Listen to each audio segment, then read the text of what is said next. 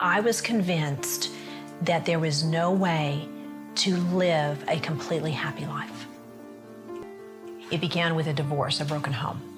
And I believe that through that, my mentality began to form and began to develop a sense of rejection. And so I felt the breakup was all about me. That sense of rejection just really grew. I began to perceive myself as a burden to other people. And so I would take little bitty comments that were relatively insignificant. I would make it into a really big deal. Those little seeds in my life, I began meditating on over and over. And as I grew, the rejection began to grow. What is wrong with me? And so I believe that the only answer for me was to end my life. I walked to my mother's room thinking I don't want anyone to see me because I'm so determined to end my life, to end the void, to end the suffering, to end the loneliness, that nothing was going to stop me.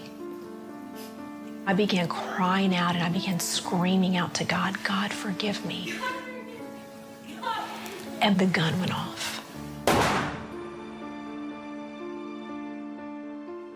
Well, she's written a book called Delivered. Tamara LaRue is here with us. Hey, it's good to see you. Thank you, Pat. It's a tremendous book. Thank you. That was a 38 police special. Yes. Your mother had in her drawer. I understand a voice said to you, don't shoot your face. It did, Pat. When I was headed on my mission, I was so determined not to live. And when I held the gun initially, I placed it up to my head. And a voice spoke to me and said, remove that from your head.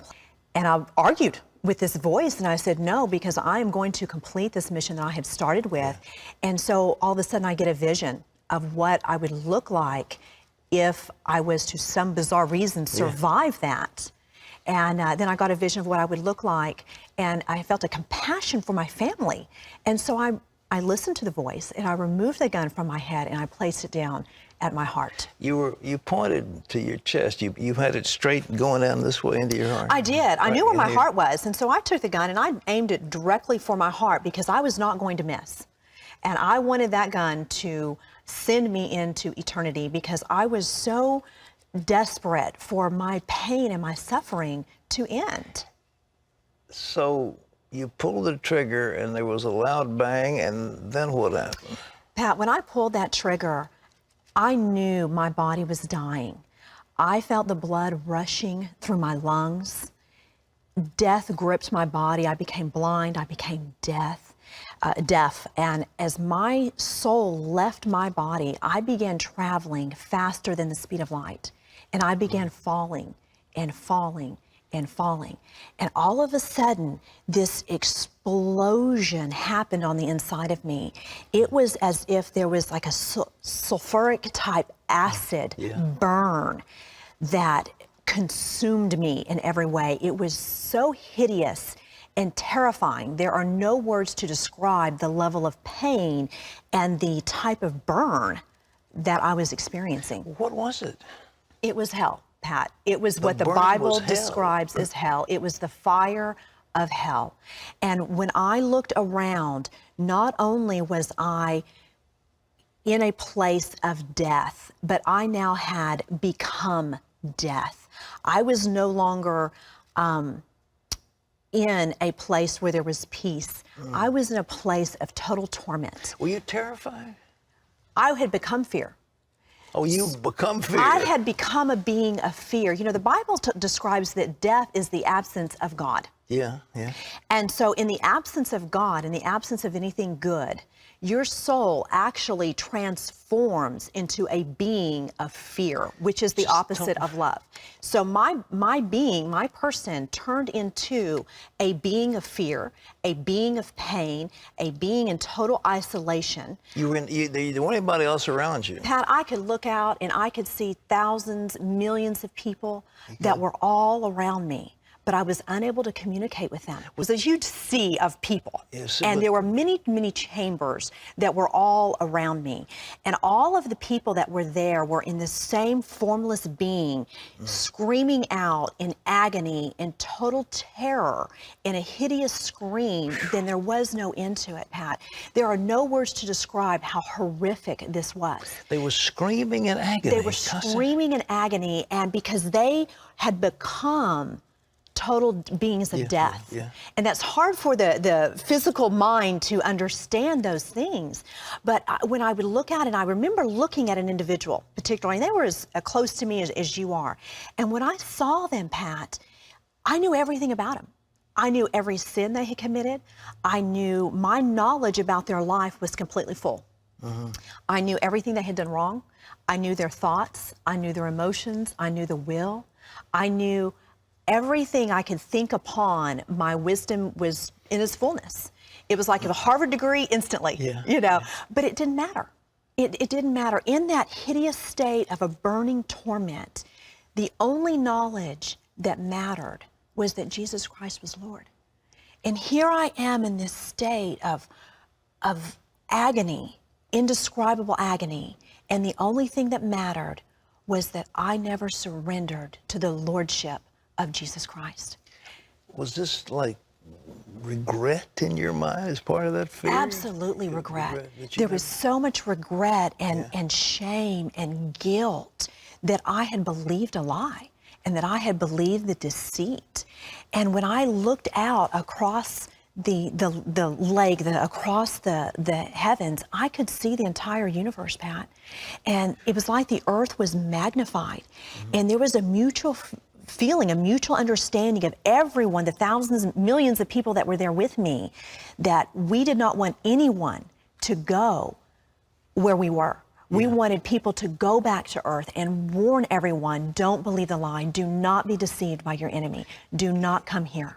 Is that in your mind prior to this that ever could have seen anything as horrible as that? No, no. Never. And now I read the Bible and I see the Bible, how it describes hell. Yeah. And I look at my experience, and there are no words to describe what I experienced, Pat. You could look across the Gulf expanse and you could see heaven. You could see the peace, the joy, the love, the wholeness.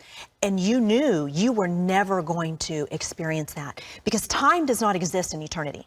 Time does not exist at all. And the only thing you can do is hope that no one else will come where you are. It's the most horrible prospect when you think of it. I mean, human mind can't conceive of anything as absolutely awful as that. You cannot. The human mind cannot, in our physical state, cannot understand spiritual things at all. But you know, Pat, what is so amazing is God's love was so incredible that before I actually shot myself, I cried out to God to forgive me. And in that cry of desperation of forgiveness, God heard me. And He is so faithful to His word and to His promise that in my screaming and in my agony and in the revelation of what I experienced, God came down from heaven and this hand scooped me up, Pat, and picked me up. And so when this hand picked me up and took me over the vast expanse, took me over that Gulf fix, and it's huge, but to God it's just like a simple, But that's what simple Jesus dividing said line. in the parable. There's a great gulf between us fixed. Yes. And there was a great gulf. A great gulf, and it was of nothingness. Yeah. Dark, just nothingness. And when I went over that and I entered into God's presence, Pat, now you can't describe God's presence either, but it was love. And I had now left a place of death and torment and darkness. And now I had entered into a place of love and light. And I experienced God's wholeness. I experienced His grace and His mercy. And there was unity with Christ that is indescribable. My pain was gone. My torment was gone. And I was in this presence of total wholeness. And you could see the lights, the beauty of the stones and the lights reflecting in heaven. And the very sight of them was rejuvenating and just energizing. And they it was were communicating magnificent. with each other. The people were talking. Oh yes, walking they were all communicating. However, I was restricted. You were. I was not allowed to take part in any of that. Although I knew that was going on and although I saw those things, I was not allowed to take part of that or to see many things in detail. There was many things understood, and the knowledge was free and wisdom was free. And so as I traveled over the heavens and I was cleansed of my sin, and I came back, and you know, there are, in the spiritual world, you're not confounded to the restrictions of the physical world. And so I came right back into the roof of my home, and they laid my body, the vessel of God laid my body back, my soul back into my body. And when he did that, I instantly could see and hear again. And I knew at that moment that I was surrendering to the Lordship of Jesus Christ. And I knew that whatever I was facing, the stigma of suicide, the stigma of everything that I had to face, was going to be okay. Would you come back in? Was it an operating room? You came back into your home? No, I came back into my home. You did? I came back into my home because when I had gone in there, I was isolated. Nobody knew that I had gone in there alone. So I don't know how long exactly I was out of my body, but when I had come back, that was when I had called for my mother to come and help me, and that was when she called the ambulance. But when the ambulance got there, they even asked my mom, "Are you going to even bother to take her to the emergency room?" Because I was gray. I had the pallor of death on me, and they thought that I was fading into death, but what they didn't realize is I had already been dead and had just come back. And so within a matter of a few hours, Pat, I had gone from, "Are you going to bother to take her to the hospital?" They did their work on me in the emergency room. Then they took me into ICU. And by the time they got me to ICU, they're like, "There's nothing wrong with her." And they put me into a regular room. My recovery was just miraculous. Well, did you hit the heart? I mean, did your bullet hit the heart? I You missed my heart by less than a fourth of an inch. And I understand with a .38 caliber gun that should have just shattered my heart completely.